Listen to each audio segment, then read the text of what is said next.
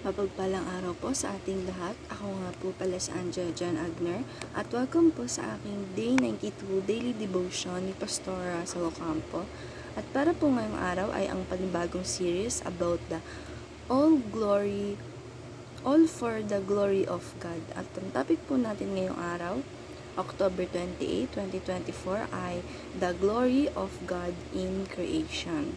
At ang scripture po natin ngayong araw ay Psalms 19:1 verse 4. 19 verse 1 to 4. The heavens declare the glory of God. To the skies proclaim the works of his hands. Day after day, forth speech night after night. They reveal knowledge.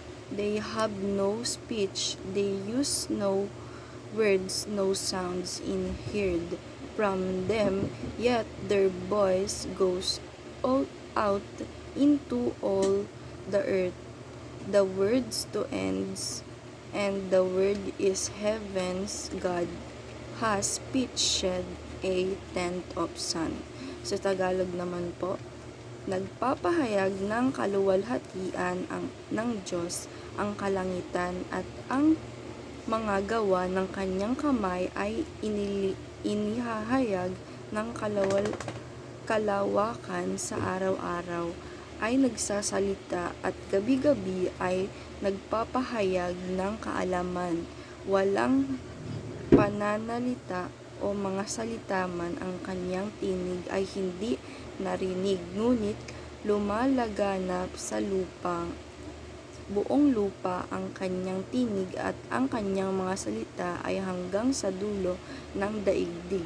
Sa kanila ay naglagay siya ng tolda para sa araw. And ang katuruan po, teaching number 1, the whole of creation bears God's fingerprint. Sabi po dito na ang buong mundo po, makikita po natin na ito ay creation ng ating Panginoong Diyos. At pag nakikita po natin yung mga bagay na ginawa ng ating Panginoong Diyos, pati na rin po tayo, ay makikita po natin yung fingerprint o yung may-ari kung sino po yung creation na gumawa sa atin. At si God po yun. And teaching number 2, the whole of creation declares His glory. Sabi naman po dito na ang buong creation, yung mga gawa po ng ating Panginoong Diyos ay dinideclare po nito yung glory niya. Ito po, kunwari po tayo, ginoglorify po natin yung ating Panginoong Diyos.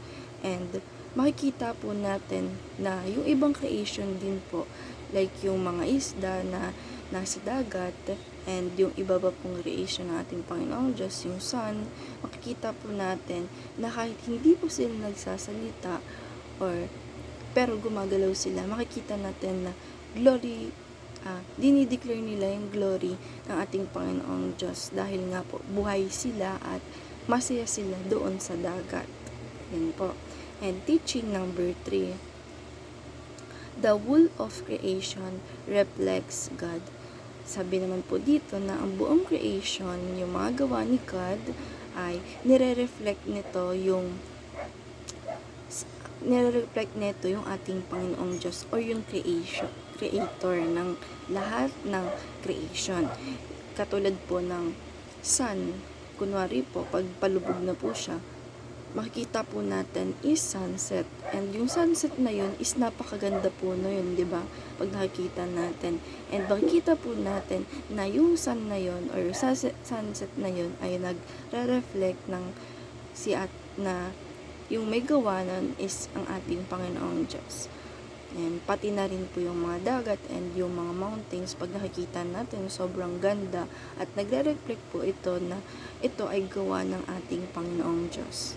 And application number 1, look around when you doubt God's existence. Sabi naman po dito na i-apply po natin sa sarili natin na pag tayo po ay nagda-doubt na parang sa isip-isip natin na may totoo ba yung Diyos? Totoo ba yung Diyos? Meron ba talagang Diyos? Is dapat tumingin na lang po tayo sa ginagalawan natin or tumingin tayo sa lahat ng nasa paligid natin at makikita po natin na totoo at merong Diyos sa buhay natin. And application number 2, learn to glorify God through His creation. Sabi naman po dito na i-apply po natin sa sarili natin, na i-glorify po natin yung ating Panginoong Diyos sa mga bagay na kunwari po, punta tayong dagat, and makikita natin yung dagat sobrang ganda and sobrang ganda ng mga isda and yung mga iba pa sa dagat. And dapat po pag nakikita natin yun, or kunwari pag nagsiswimming tayo doon, is dapat gino-glorify natin si God kasi salamat God kasi may ganito and nararanasan natin yung ganito and binigyan nyo kami ng dagat para mag-swimming sa dagat, ganyan, and enjoy yung mga bagay. Dapat po gino-glorify natin yung ating Panginoong Diyos pag ginagawa natin yung mga bagay na yon. And application number 3, let others experience God through you. Sabi naman po dito na i-apply po natin sa sarili natin na yung ibang tao po na hindi naniniwala sa ating Panginoong Diyos ay dapat ma-experience nila yung ating Panginoong Diyos sa atin. Like, makikita nung ibang tao na hindi naniniwala sa ating Panginoong Diyos na tayo ay anak ng ating Panginoong Diyos, or makikita nila yon sa salita natin, sa pananalita natin, sa paggawa natin ng kabutihan sa iba. And ayun lang po ngayong araw. Maraming salamat. God bless.